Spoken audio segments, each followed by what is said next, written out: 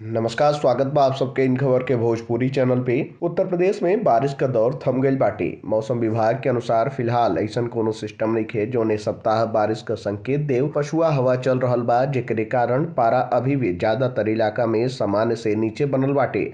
हालांकि ये सप्ताह के बाद मौसम में कुछ बदलाव देखे के मिल सकेला।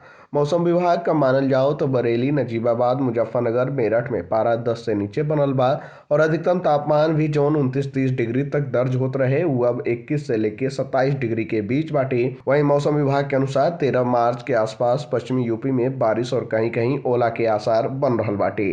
जौना तरीका से फरवरी में 26 तारीख के बाद मौसम में परिवर्तन देखे के मिलल रहे। तेज धूप के कारण पारा लगातार बढ़त जात रहे, लेकिन मार्च के शुरुआत में ही जैसे ही बारिश दस्तक देहलस ओकरे बाद तापमान में गिरावट दर्ज कईल गईल और न्यूनतम तापमान और भी नीचे पहुंच गई। लेकिन अब मौसम बदल चुकल बाटे और अब मौसम साफ रहले का आसार जतावल गईल बाटे। वहीं आपके बता दें कि जौना तरीका से पश्चिमी उत्तर प्रदेश के कई इलाका में और पूर्वांचल के क्षेत्र गोरखपुर, बलिया, देवरिया, कुशीनगर, बस्ती, मऊ के आसपास बारिश और ओला गिरले से फसलन के काफी नुकसान पहुंचल बाटे। गेहूं का फसल जौन अब तैयार होते हुए नजर आवत रहे अब उ खेतन में बिछ गईल बाटे। वहीं सरसों की खेती के भी काफी नुकसान पहुंचल बाटे।